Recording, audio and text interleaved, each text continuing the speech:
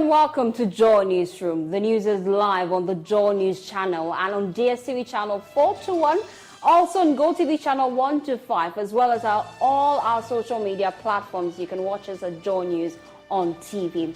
Coming up this afternoon, new producer prize for cocoa to be announced later today as President Akufo-Addo opens the 2023-2024 main crop season. We have details as the Producer Prize Review Committee concludes its work on cocoa farmers, anticipating over 70% increase in the price of the commodity.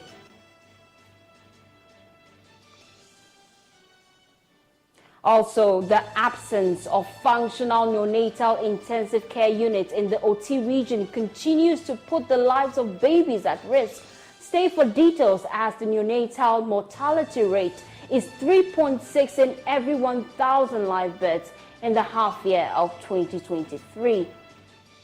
Also, more than 820 people have died after a powerful earthquake struck central Morocco, according to the country's interior ministry. My name is Faustina Safo. Do stay with us for details of all these stories and more.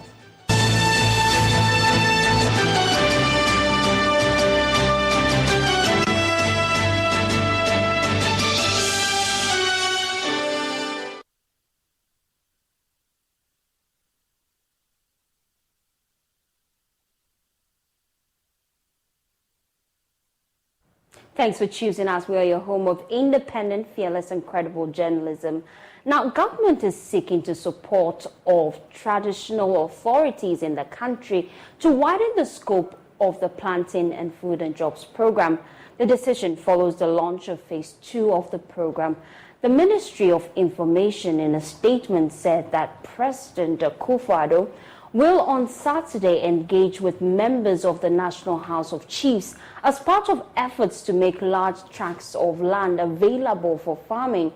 It is said that President Akufo-Addo expects that the support of chiefs will further enhance efforts to make the program successful, with about 80% of Ghana's land being customary ownership by chiefs and families. It is also acknowledged that chiefs have the power to allocate, lease or sell lands for various purposes. President Akufo-Addo on Monday, 28 August 2023, has launched Phase 2 of the government flagship program, Planting for Food and Jobs, at the University of Development Studies in Tamale.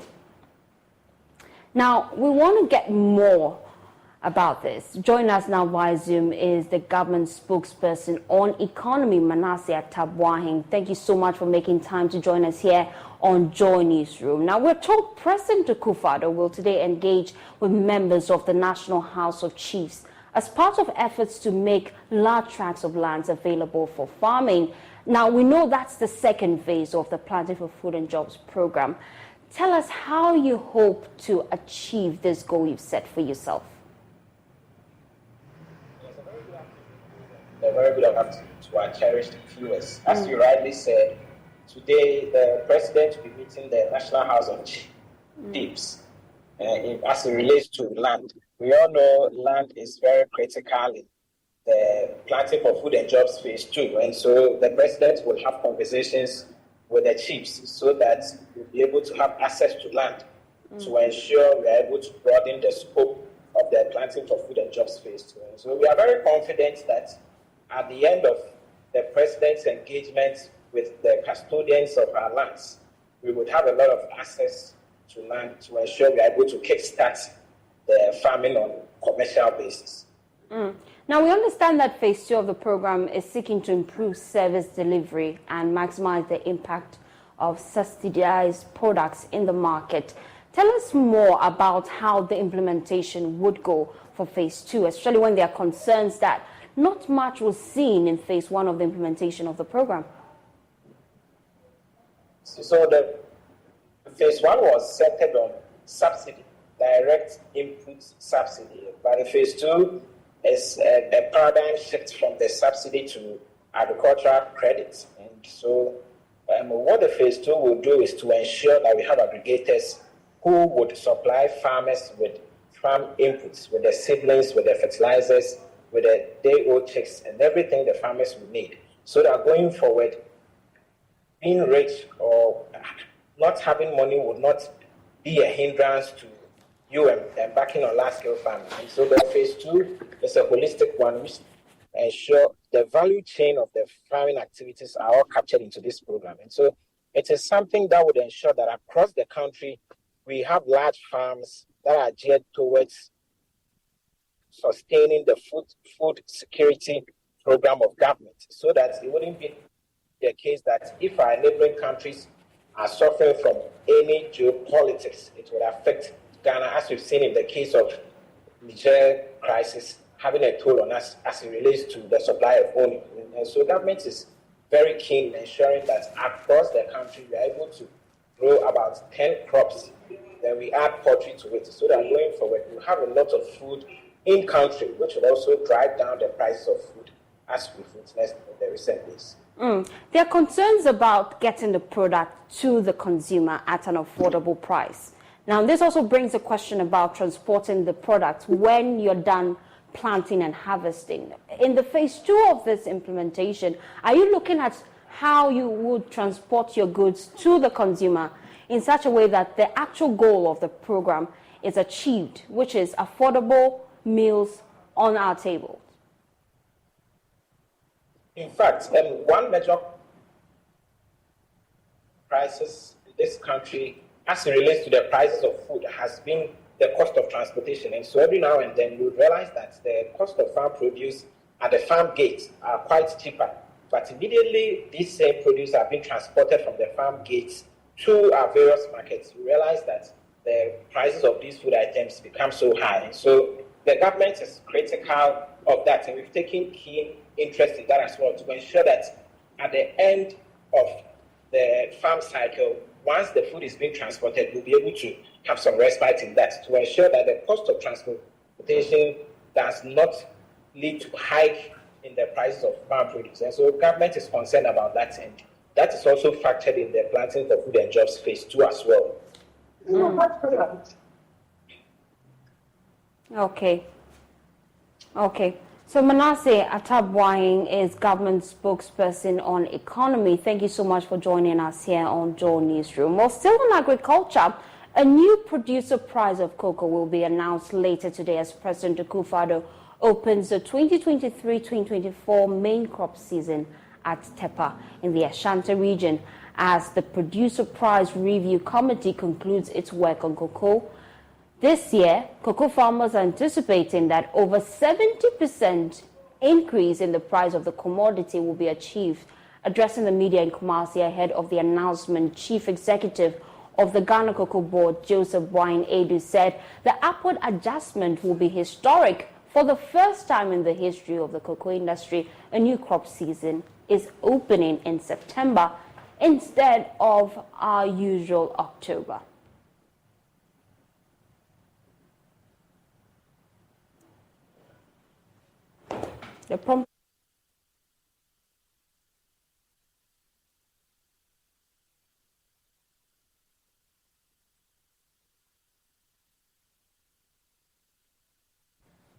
Emmanuel Bright Kweku is at the event. He joins us on the line right now with more.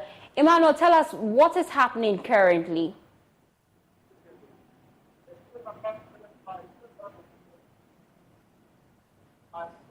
Hello. Yeah, I can hear you loud and clear, Emmanuel. Tell us what's happening.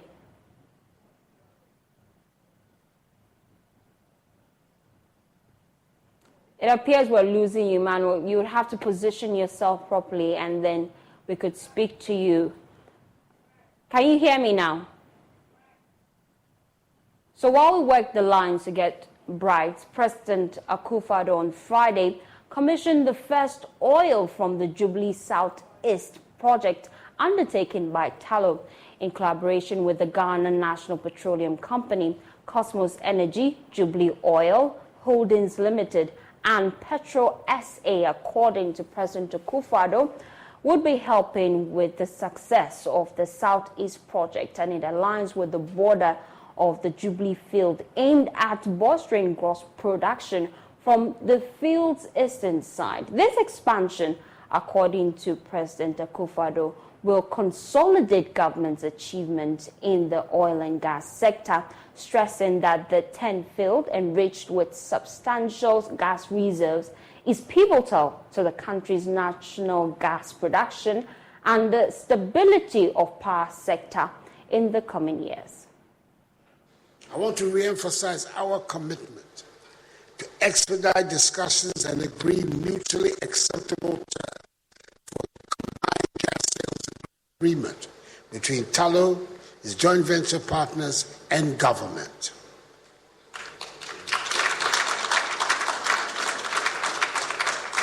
This step will pave the way for heightened success and revenue generation in the sector, fostering the use of natural gas for domestic purposes and the creation of allied industries. Such utilization is especially critical in meeting approximately half of our power generation requirements. Ladies and gentlemen, our unwavering commitment to the oil and gas sector stems from its potential to reshape our economy, foster sustainable wealth creation, job opportunities, and community development. Organizations such as Tullow thrive in a regulatory environment that understands the times and is able to initiate policies and standards that elevate effectively the performance of the industry for the benefit of their shareholders and the people of Ghana.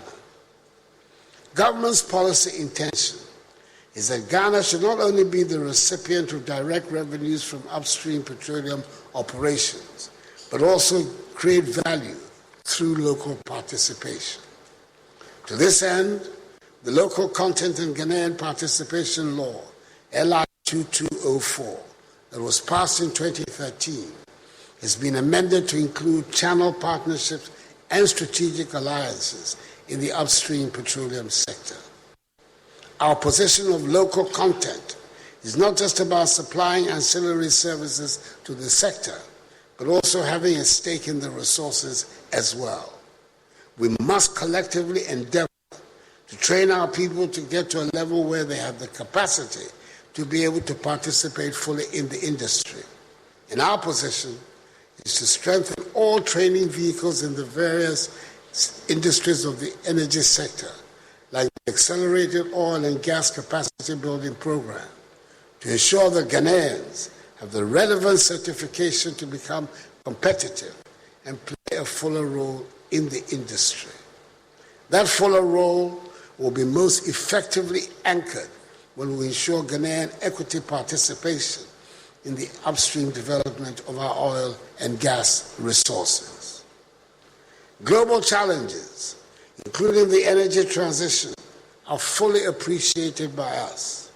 With Ghana being a signatory to the Paris Agreement, of which the second president of the Fourth Republic, His Excellency John Agyekum Kufuor, was a co-chair of its deliberations, and other international conventions, which require the country to reduce her carbon dioxide emission levels, it has become imperative for Ghana to develop plans and strategies towards the creation of a net zero energy sector. However, as I have reiterated on previous occasions, whilst working hard to combat the effects of climate change, it's also important to protect our development by making sure that our oil reserves do not become stranded assets, but rather a catalyst for our economic growth. And our position on this matter remains unchanged.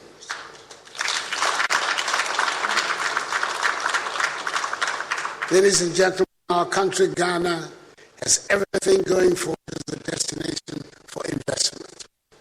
A stable political system, a robust legal framework, a viable fiscal regime, a good telecommunication system, a hard-working, skilled labor force, and above all, a warm, hospitable people. I wish to assure the investor community of our continued support to ensure that their investments are safe in law and in fact, and that they're able to flourish in our country within the context of our relevant laws. Our doors are always open for conversations on your presence in Ghana, And I hope the good, warm relations we have fostered over the years will continue to endure in the times ahead. The achievements we celebrate today make me proud and will cement the strides that we have made to position Ghana as a symbol of transformation and hope on the African continent. Let us continue to build upon this foundation. And I end by thanking Talo and his leadership for making it possible for me to have a most fascinating experience today in being able to tour the FPS Kwame Nkrumah. Well, let's go back to our earlier story. A new producer prize of cocoa will be announced later today as President Akufo-Addo opens the 2023-2024 main crop season in the Ashanti region. Emmanuel Bradkweku is a man on the ground. Emmanuel joins us now on phone. Emmanuel, tell us what is happening there. All right, so firstly, just about now, we had the president arriving here at the Ajaman Femte Park, located here at Tepa, to open the season, the main season for cocoa. That's the 2023-2024 season for cocoa. And we understand that this time round it's being opened in September, not in the usual month of October, where you have the cocoa season being open. And reasons why we are having this particular season being opened in September, according to the Chief Executive Director of Cocoa Board in a meeting with some section of journalists yesterday in Zimbabwe. He indicated that the reasons why they have shifted the season to this particular time of the year is because most of the cocoa farmers, from their indication, had to pause their cocoa. That's because they knew a new price window, a price adjustment will be made. That is why most of them bought them. And from their understanding, when these farmers pause the cocoa beans, it reduces the quality. So when it goes out to the market, this cocoa bean has a reduced quality and it's not really represent or reflect what Ghana is used to producing. So that's why they have to shift the opening season to this time of the year, that's in September. A second reason why they gave this particular is that because normally schools be open during this period and cocoa farmers need money to support their wards, their school and water. That is why they had to also shift this particular season to September. And then we understand the reason why this year the Ashanti region is hosting this opening ceremony is because the Ashanti region produce a lot more of cocoa as compared to the western and western north regions, who usually produce most or a maximum of the quantity of cocoa that we produce out of this country. But this time around is the Ashanti region that is actually produce a lot. That is why we are having a ceremony being hosted here today in Tepa. But most of the farmers here are eager to know what the price adjustments are. So that is what most of them are waiting for. But as it stands now, we do not have the price so far, the price that the president will be announcing. But from indications, we understand that there might be, or speculation, we understand that there might be some 70% increment. Thank you, Emmanuel Bradkweku. We'll be keeping an eye on that event and bring you updates in our subsequent bulletin. Now, let's move on to other stories. A cybersecurity professional, Gideon Kofi Amegavi, is urging mobile money subscribers to change their PIN frequently. Speaking on Gig Squad on the topic how to secure your Momo wallet, he urged users to also ensure they do not share their Momo PIN with anyone. Okay. I mentioned the first one, which is how to treat your PIN. You make sure that you don't share your PIN with anyone. That is the first thing. Then you need to change your PIN frequently as well. So that is also another good practice you need to do. Also, our old ladies and our old men, normally they get to these vendors and they want to transact. They hand over their phones to them. That help me with it. That is also a bad practice. Because you don't know the vendor or the merchant you are dealing with. If this person happens to be amongst the fraudsters, then you are done for the day. So that is another way. And also, people are fond of, they are fond of clicking on links and these competitions. So imagine you get a text message that you've won a prize of something you never entered, a competition you never went into. So that's where the greediness coming, So the more you stay vigilant, the better. You don't entertain some of these things. Strangers' phone calls, the person calls you. The moment you start, like the person starts with the line, I'm calling from MT, I'm calling from this, you know that this is a fraudster. You drop the line. Well, Senior Manager Regulatory and Compliance for Mobile Money Limited says if you have not issued any payment instructions, do not input your PIN when you receive any normal payment pop-up. Mama Anobia Ejekum is asking, why does she still get the cash out authorization even though she has not allowed cash outs? It's not necessarily a cash out authorization. For the service, we have different transaction types. So cash out is a transaction type.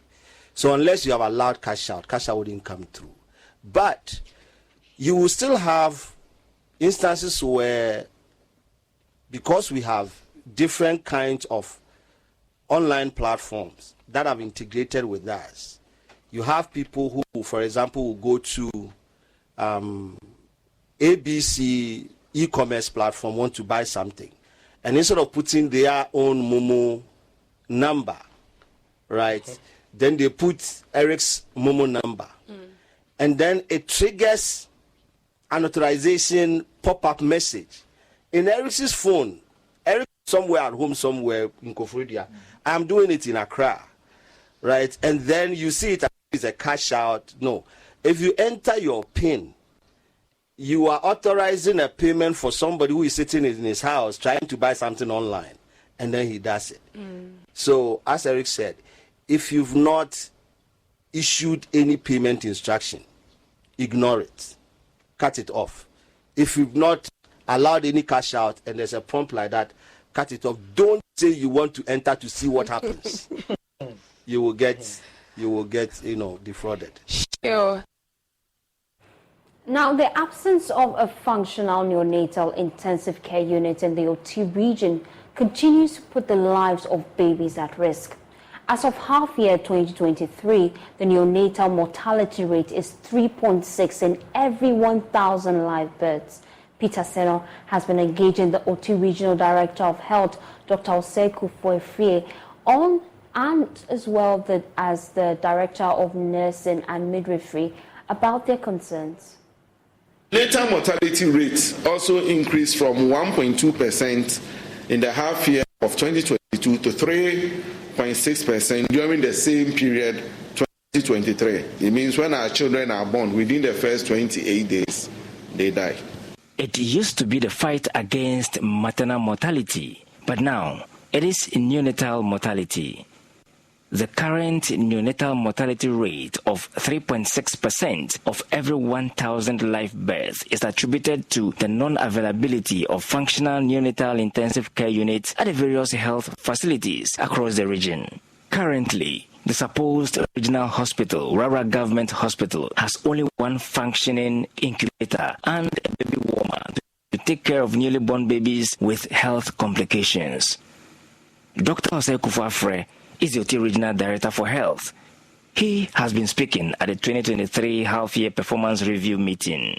One of our challenging areas, as you are mentioning, is high neonatal deaths that we have seen this year, which is very, very worrying, with many of the deaths occurring within the first 5-7 days after the babies have been born.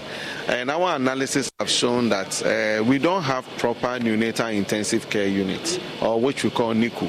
We don't even have incubators in the region to be able to incubate or help babies who are premature and they are born. He's appealing for support to remedy the situation. So we are pleading that we need NICU. At least 2 or 3 or 4 of our hospitals should have a very functional NICU with all the equipment, the infant warmers, the incubators, and a few other gadgets that will really help. But the region needs an ultra-modern neonatal intensive care unit to help manage the neonates. Also affecting quality health service delivery in the region is the non-availability of regional medical store. The Oti region continues to depend on the Volta region for its critical medical supplies. But how is this affecting quality health delivery in the region?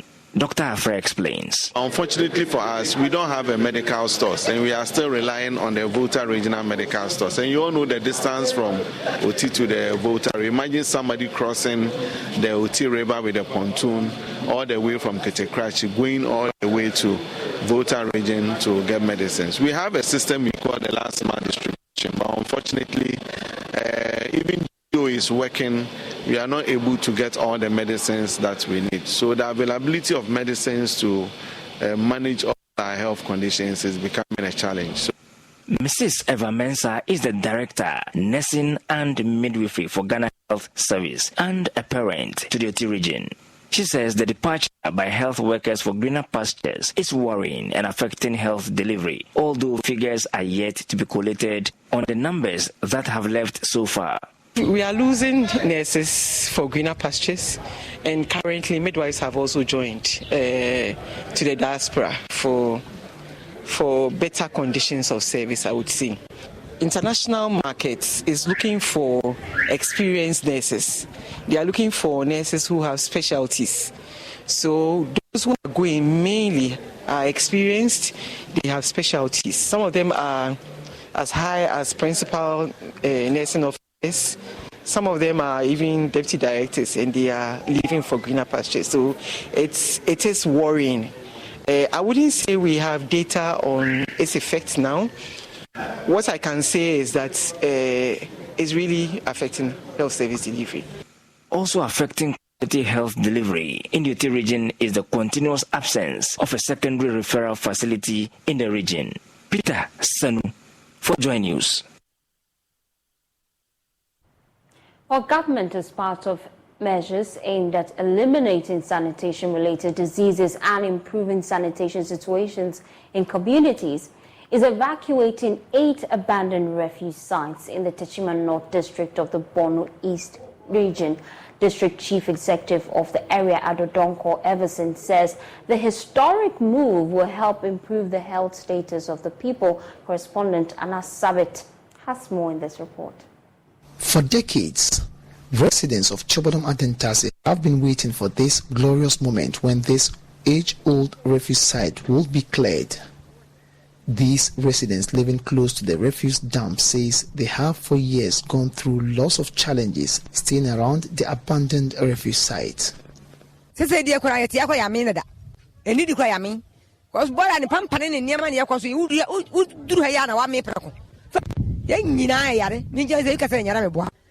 In one sana one because you see honey idea once of you ball like see so be see a so obesi aduane so no so san kwade no san e duati ko ball line so ndi pini die how de ko nyame nyankopon ne boy ho ke say wu da dada ball yi wo hoyi ye nya ba bia enko ball apart from authorities ni kuro yi mu ha obakọ na be ma senfa na oba senfa na ye hwe ba wona ba nso be hwe ye ho emmoa nti ye sramu Fortunately for these residents, the Dentase refuse site is one of 28 others across the region to be evacuated as part of government's nationwide evacuation exercise aimed at eliminating sanitation-related diseases across the country. Adodonko Everson is the DCE for Techima North. It means a lot because, according to history, no government has ever evacuated even a single refuse dump in the district. It is only Nana Akufo-Addo's government who is initiating this in Techima North District.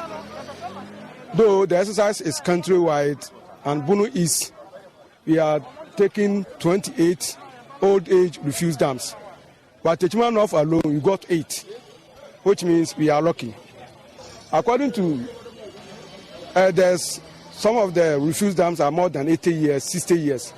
So today, they are very happy that government has come to their aid to evacuate those refuse dams for them. He noted that steps are far advanced to ensure that the people are educated on the effects of the refuse to their health.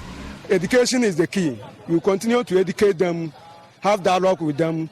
They themselves, they are aware, they have seen it, that for keeping it there for continuously, it is a nuisance. So after you have evacuated all these 5, you put mechanism containers there so that you don't experience an old age refuse dam like this again in the district. Regional Coordinator for Zoom Lion, George Menu, underscored the relevance of the exercise and asked that steps need to be taken to help curb this recurring challenge. This exercise is an important one because apart from the fact that we are curbing the health, the nuisance that the waste poses to the society, we are also giving the people the awareness that we don't have to continue this way. There is a modern way of managing our waste, and that is the pay-as-you-dump and the domestic waste management system, where we have the door-to-door bins, and we are advising the society to subscribe to that. He was, however, quick to add that Zoom Lion Ghana will partner the Techiman North District Assembly to provide more containers to help ensure that the people will not dump on the floor. After this exercise, we are going to partner with the Assembly to provide additional containers. So we are making sure that all the heaps, the sites that we will be evacuating, we will provide them with containers to be positioned in places. In all, 8 municipal and district assemblies across the region, including Sydney East and West, Atibua Mountain, Pru West, Nkranza North and South, Techiman North and Techiman South constituencies, are benefiting from this phase of the project. Anna Sabit, Joy News, Chobodon. Politics now. The governing New Patriotic Party says leading member Alan Tremantin is yet to provide evidence to back claims of unfairness at the Super Delegates Conference of the party. Mr. Tremantin, as we all know, withdrew his candidature in the November 4 Delegates Conference of the party, citing unfairness and intimidation of his supporters. Opinions are divided on the matter, but Deputy General Secretary of the party, Haruna Mohammed, says the party is yet to be served with evidence to aid investigations into the claims. Every aspirant who had taken the point to pick nomination to contest knew very well that if we have more than 5 of the aspirants, we will go for super delegates. And these are the constituents of the super delegates conference. So if one has to say that this has been skewed for one particular aspirant, then the party wouldn't have, even in the first place, opened up nomination for everybody, since the party knew that we are going to skew something for one particular candidate. But it is very clear that this particular point, Mr. Allen missed it. To also say that to say that this particular, the results of his decision to go is because of what has happened within those particular centers in terms of violation, in terms of intimidation and all that. The General Secretary of the party took it upon himself on Sunday, that was on the 27th of August, to petition mentioning and citing some persons, including Kennedy Ohina Japan, and some regional executives of the party, and which has been referred to the disciplinary committee of our party. Mr. Allen had made complaints. The General Secretary had made complaints. Several other members of the party have made complaints. This is before the disciplinary committee. The disciplinary committee invited members of the party who has been cited. They have been spoken to, they have interviewed them, they are taking their initial comment and making sure they report to us. In the middle of this particular issues that has been emanating, someone comes out and then says that he's withdrawing because an action should have been taken. I'm not a lawyer, Samson. If anybody is accused of an act, the person must be given to go through the due process. Well, let's move on to other stories now. We know that the party is yet to be served evidence. We will be monitoring that closely. But we also know that the Member of Parliament for Tamale Central, Inusa Hussaini, is insisting that the machinery of the NPP was set up for Alan Tremantin to fail. Why is that? Well, listen. But they thought that their project to elect a flag bearer must end with the Super Delegates Congress. They were aiming at over 70% for Bawumia, so that they could make a case for Bawumia to go into the elections without a Delegates Congress. They actively supported candidates from the Ashanti region to show interest in the fight. They actively. And I don't know what I'm talking to you about. Well, it's only an allegation. There's an allegation. It's an allegation. But so many months ago, about a year and a half ago, a chance of somebody who was actively campaigning for the vice president. And he told me, and do you know that? Would you have what's his name? Free. Also free. Is going to contest. The Akuto Free. Now, so that was directed at the Ashanti region. He was not doing this for the first time. Is it fair to make this kind of allegation against also Free Akuto? He was not doing that for the first time. He was not doing that. I know he's not doing that. Yeah, so it's not fair to say that he's been planted there by the establishment. It's part of the establishment. To beat down Alan's. In fact, he's so close to the establishment that the establishment has spoken to him to back off. Really? He prized his relationship with the establishment. so many things, there could be many conspiracy theories, but I think that Alan is right. So the big question is, what are the options available to Alan Tremantin as the nation awaits the announcement of his political future? Well, political risk analyst Dr. Tioe Chapman has been sharing his insights. He's been around from the first term right through until the second term. I don't think that is necessarily an issue because he can raise resources from other places. If he really wanted to contest to the point of, wanting to win, again, look at even this poster, in some of the statements that were made prior to the election with, things like so and things like that. I mean, where the party is currently, if you look at the dynamic, those things don't necessarily sell or win votes. So the third option round, they could be open up for him something, is whether possibly in contest as an independent candidate, like the demographic was reporting back in April of 2008. And this one is very interesting because, again, if you look at the map of our politics in Ghana, right, election margins on average have been between 1% to the 10% right mark. But in recent times, you're looking at just about 3% in margin. What that translates into is you need to only be able to give about 400,000 or so votes to change the outcome of the election in the country. So the question then is, if one decides to contest as an independent candidate, and the planning from Global Info Analytics and others shows that at the general population level, he has some sort of appeal, right? Then that could actually spell disaster for the MPP.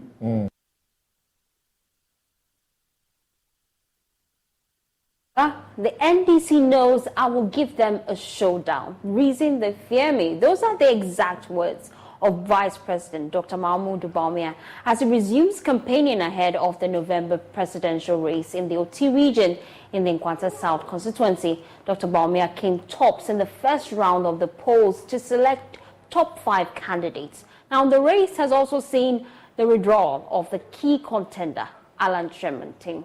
Dr. Bawumia says the NDC is terrified about his candidature. Listen. If you listen to the Zongo communities and what they are saying, it is good news for us. They say they don't believe MPP will present Dr. Mahmoud Bawumia to lead the party. But if this happens, they will vote for him. That's what they are saying. They will vote for him, and that is true. So if you look at the strongholds in the North and Zongo communities, it indicates that if Bawumia leads the MPP, they will fall for the MPP. And when this happens, the NDC cannot win the election. I will also secure more votes from the voter region. So all their strongholds will shake. Meji voters so meji enti almost row holes no nyina ebe shaky omo. Enintina. That is why they fear Dr. Bawumia, because they all know that I will give them a showdown.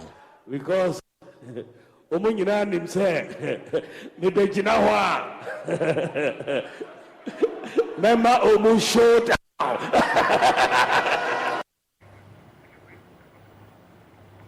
We'll be taking a break shortly. Here we'll be back with more to stay.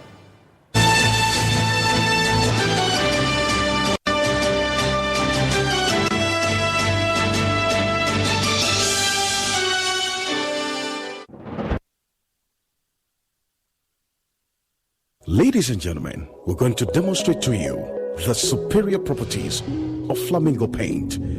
As compared to other paint brands on the market, we take equal quantities of Flamingo paint and this ordinary paint. We then dilute them with water. And now, let the test begin. The gentleman on the left is going to apply the ordinary paint, and the gentleman on my right will use the Flamingo superior paint. As you can clearly see, Flamingo has the obvious better hiding. Furthermore, Flamingo has painted a much larger area.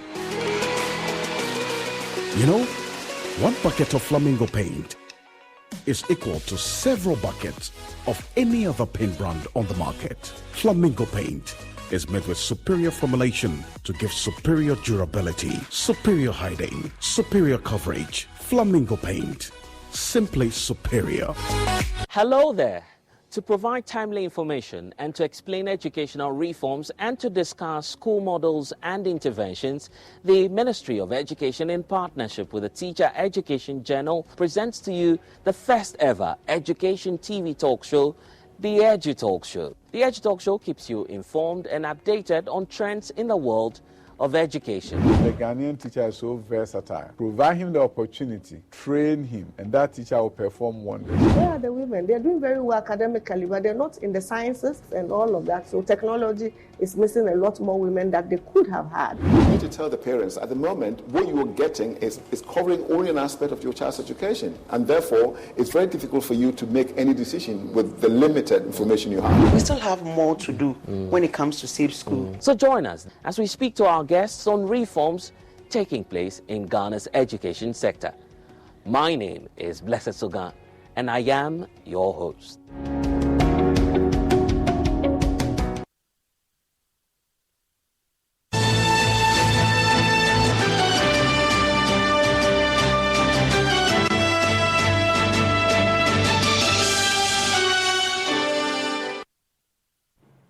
Thanks for staying with us. Now, the annals of history.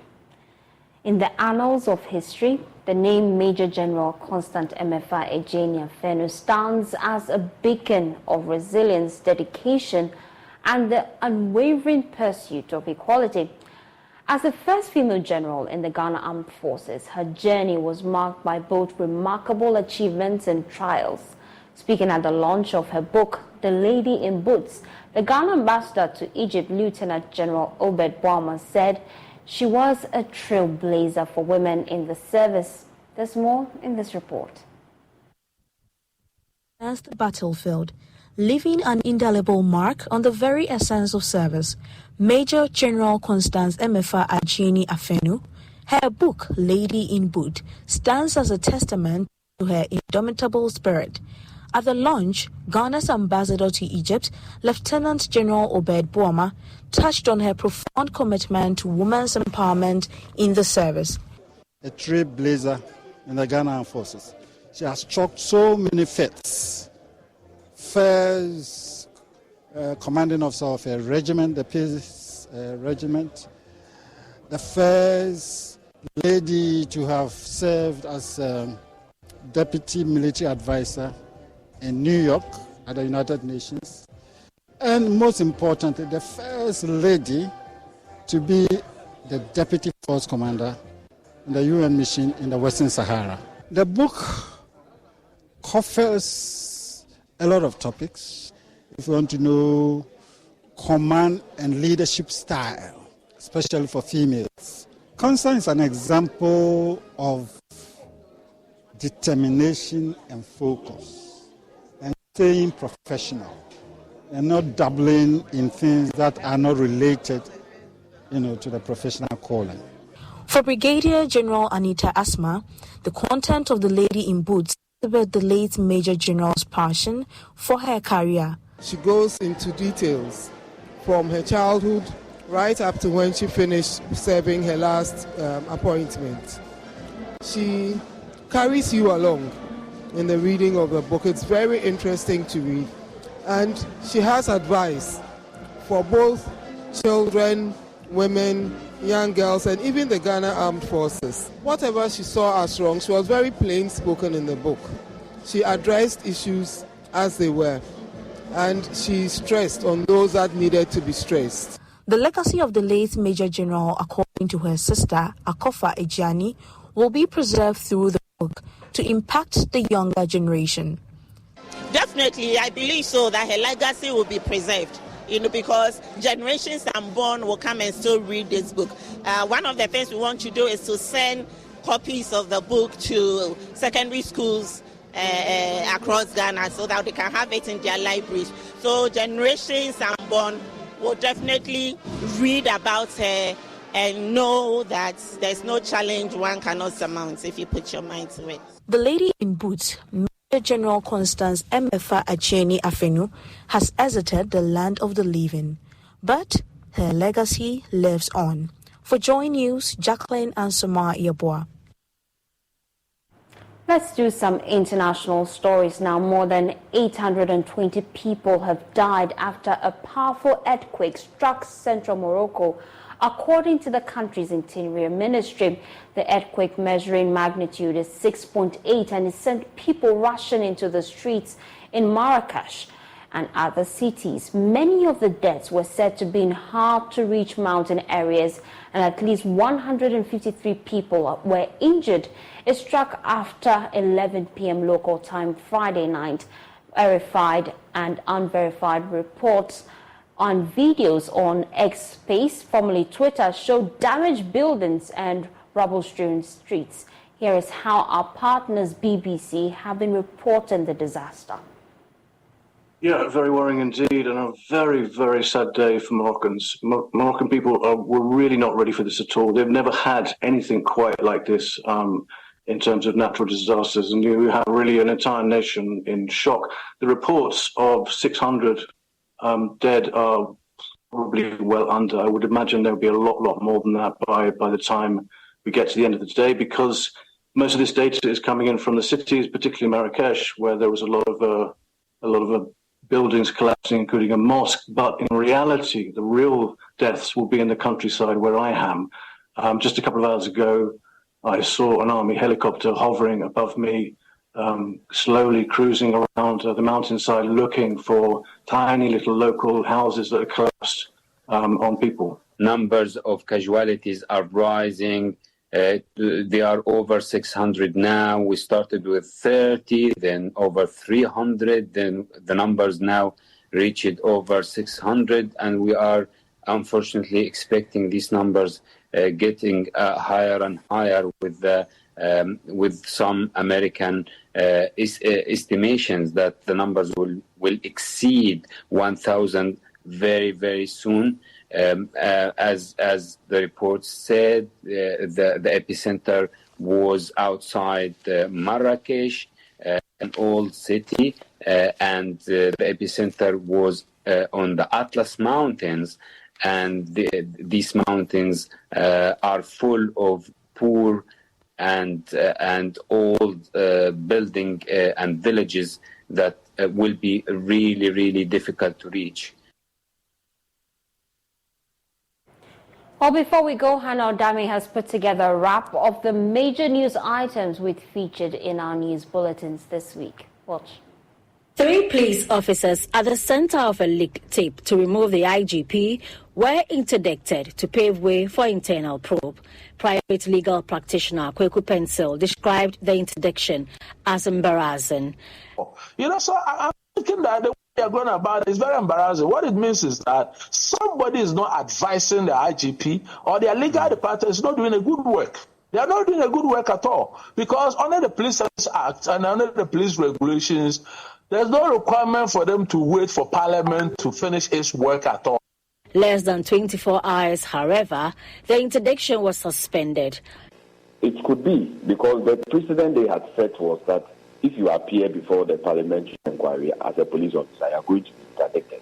So if the IGP is appearing before the committee, it means that he has set the roadmap that he would have to step aside. That is what it actually meant.